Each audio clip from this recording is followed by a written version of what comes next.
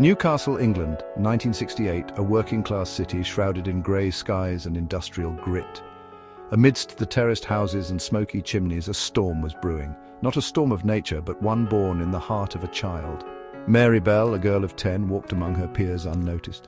Behind her youthful facade, darkness festered. Her childhood, marred by neglect and shadowed by whispers of abuse, offered little to soothe the turmoil within. The stage was set for a tragedy that would stain the city's soul. Mary's life was a stark contrast to the innocence typically associated with childhood. Her home, devoid of warmth and security, provided fertile ground for her inner demons.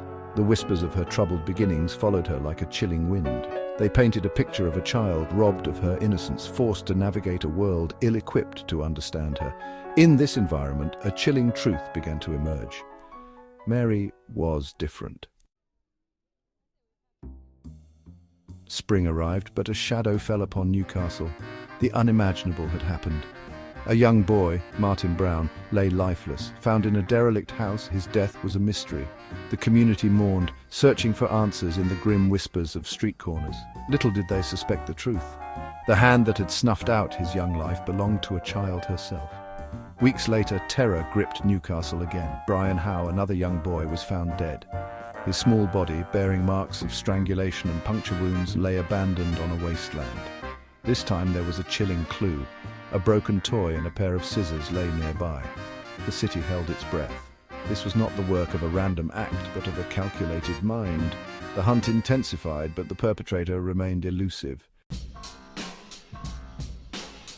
As the investigation closed in, a name emerged from the shadows: Mary Bell. Her behavior, erratic and unsettling, drew attention. Whispers of her strange pronouncements and disturbing drawings reached the ears of the authorities. The image of a harmless child began to crumble, replaced by a chilling portrait of a disturbed mind. Psychiatrists and psychologists grappled with her case, seeking answers in the labyrinth of her young mind. What drove a child to commit such heinous acts? The question haunted investigators and ignited public debate. Some pointed to the deprivation and neglect of her early years, the seeds of violence sown in the soil of an unloving home. Others saw a chilling lack of remorse, a coldness that defied explanation. Whatever the root cause, one thing was clear: Mary Bell's case challenged conventional understanding of childhood innocence. She became an enigma, a chilling reminder of the darkness that can lurk beneath the surface.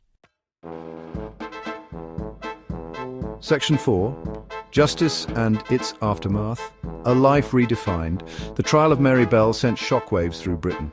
The courtroom became a stage for a debate that transcended legal boundaries.